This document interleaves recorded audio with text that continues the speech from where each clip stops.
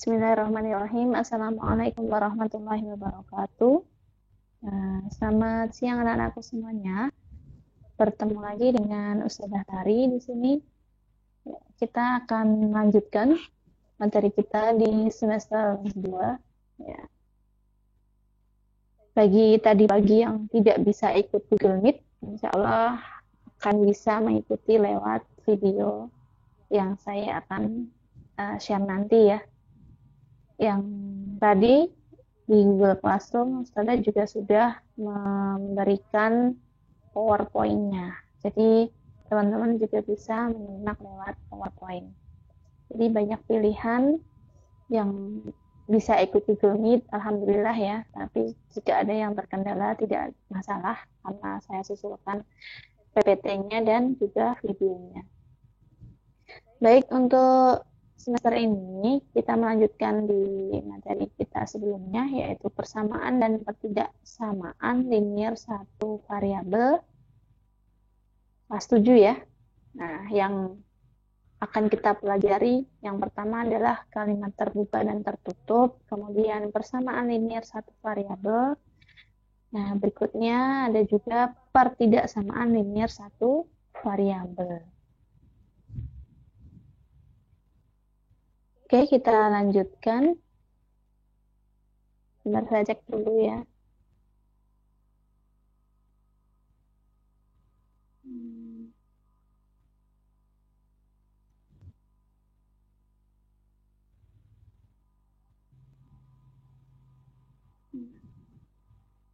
Kita lanjutkan yang slide berikutnya, yaitu tentang kalimat terbuka dan kalimat tertutup. Sebelumnya sudah, ini dulu ya. KD yang kita pelajari. Jadi pada materi ini kompetensi dasar yaitu menjelaskan persamaan dan pertidaksamaan linear satu variabel dan penyelesaiannya. Kemudian untuk KD keterampilannya, KD 3.8 itu tentang KD pengetahuan, kemudian 4.8 itu KD keterampilannya. Ini menyelesaikan masalah yang berkaitan dengan persamaan dan pertidaksamaan linear satu variabel. Kemudian berikutnya tentang pengalaman belajar. Pengalaman belajar yang akan kita dapatkan, ya, yang pertama itu adalah menentukan nilai variabel dalam persamaan linear satu variabel. Kemudian yang kedua, menentukan nilai variabel dalam pertidaksamaan linear satu variabel. Yang ketiga, mengubah masalah yang berkaitan dengan persamaan dan pertidaksamaan linear satu variabel menjadi model matematika. Dan yang keempat adalah menyelesaikan masalah nyata yang berkaitan dengan persamaan dan pertidaksamaan linear satu variabel. Baik anak-anakku semuanya, itu tadi pengalaman belajar yang akan kita dapatkan ketika kita mempelajari materi ini. Nah, sama seperti yang sebelumnya, dulu sudah Ustazah sampaikan ya tentang kalimat terbuka dan kalimat tertutup. Sebelum ujian PAS ya, sebelum PAS itu Ustazah menyelesaikan materi ini. Nah, tapi untuk mengulang kembali ya, supaya tidak lupa, saya ulang lagi ya tentang pengertian kalimat terbuka dan kalimat tertutup. Ya. Yang pertama, kalimat terbuka ini adalah kalimat yang belum bisa dinyatakan benar atau salahnya, atau kalimat matematika yang memuat suatu variabel. Jadi, kalimat terbuka itu belum bisa dinyatakan benar atau salah, atau juga disebut dengan kalimat yang masih memuat variabel. Kemudian kalimat tertutup, ya, kalimat tertutup adalah kalimat yang sudah diketahui penyelesaiannya, bisa bernilai benar atau bernilai salah. Nah, ini namanya kalimat tertutup. Kemudian contoh, perhatikan contoh di sini. A adalah gunung tertinggi di dunia. Ya, karena di sini masih merupakan variabel, belum disebutkan nama gunungnya, maka di sini merupakan ya kalimat ini nomor 1 merupakan kalimat terbuka. Berikutnya nomor 2, 4 adalah salah satu faktor dari 16. Nah, perhatikan di sini pernyataannya adalah 4 adalah salah satu faktor dari 16. Kita cari dulu ya teman-teman, faktor dari 16 itu berapa? Ya, faktor itu apa toh? Faktor itu adalah pembagi dari angka 16 itu berapa saja? Yaitu 1, ya, bilangan yang bisa membagi habis ya, faktor dari 16 itu. Faktor itu adalah bilangan yang bisa membagi habis bilangan itu. Ya, yang bisa membagi habis itu adalah 1. Yang bisa membagi habis angka 16 itu adalah 1, kemudian 2, ya 16 bagi 1, 16, 16 bagi 2 itu adalah 8, 16 bagi 4 itu hasilnya 4, 16 bagi 8, 2, 16 bagi 16 itu adalah 1. Jadi karena ini sudah ada benar atau salahnya ya, berarti ini merupakan kalimat tertutup ya teman-teman, kalimat tertutup yang bernilai benar. Nah, karena angka 4 itu masuk dalam faktor dari 16. Kemudian yang ketiga adalah Z. Z adalah kelipatan dari 6. Nah, di sini Z ini kita belum tahu angka berapa Z ini ya. Makanya di sini nomor 3 itu merupakan kalimat terbuka. Kemudian nomor 4, 2 adalah bilangan prima yang habis dibagi 2. Nah, 2 adalah bilangan prima yang habis dibagi 2. Coba perhatikan bilangan prima. Bilangan prima itu dimulai dari angka 2, kemudian dilanjutkan 3, 5, 7, 11, dan 13. Nah, seterusnya ya. Nah, yang bisa dibagi habis dengan angka 2 itu hanyalah angka 2. Nah, maka kalimat nomor 4 ini merupakan kalimat tertutup yang bernilai benar. Kemudian nomor 5, 3K ditambah 4 adalah 19. Nah, ini masih bentuk kalimat, belum kita ubah menjadi kalimat matematika. 3K, kita ubah dulu ya. Berarti 3K ditambah 4. Nah, ini ada kata ditambah, berarti dia ditambah seperti itu ya. 3K ditambah 4 sama dengan 19. Nah, ini merupakan kalimat terbuka. Karena apa? Karena masih memuat suatu variabel. Berikutnya, oke, yang kita pelajari ini adalah tentang apa yang dimaksud dengan persamaan. Persamaan itu adalah kalimat terbuka yang menyatakan hubungan sama dengan. Ya. Jadi ini kalimat terbuka yang menyatakan hubungan sama dengan. Ya. Kalau nanti pertidaksamaan, ya,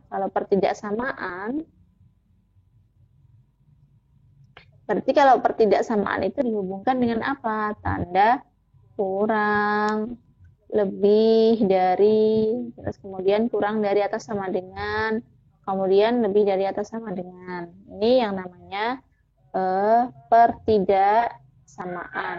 Saya tuliskan di sini, disebut dengan pertidaksamaan. Nah, kemudian perhatikan contoh di sini ya. Nomor 1, X ditambah 3 sama dengan 10. Nah, di sini agar bernilai benar, maka nilai X-nya berapa? Ya, itu bernilai benar, maka nilai X-nya adalah 7. Kemudian nomor 2, 2A ditambah 5 sama dengan 25. Agar bernilai benar, maka nilai A-nya adalah 10. Caranya gimana?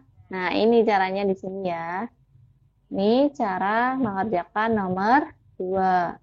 Ya, kita cari dulu, yaitu 2A ditambah 5 sama dengan 25.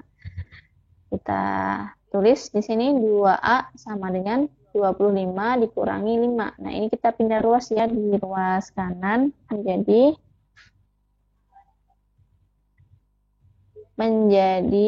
25 dikurangi 5. 2A sama dengan 20 gitu ya. Berarti A-nya berapa? A-nya kita dapatkan 10. Gitu. Kemudian yang nomor 3, X kuadrat sama dengan 36. Maka agar bernilai benar, maka nilai X-nya adalah berapa? X kuadrat sama dengan 36. X sama dengan, ya kita akar pangkat ya. Kita akar pangkat dari 36. Nah, hasilnya 6. Insyaallah teman-teman paham ya.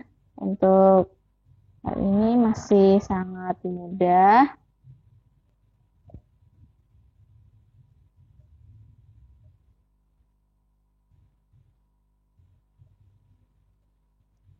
Kita lanjutkan. Nah, silakan teman-teman dilihat halaman 253 yang buku dinas ya, dari sekolah. Bukan buku Yudhistira ya, tapi buku dari dinas. Perhatikan contoh-contoh kalimat terbuka berikut. A sama dengan A, X ditambah 7 sama dengan 9.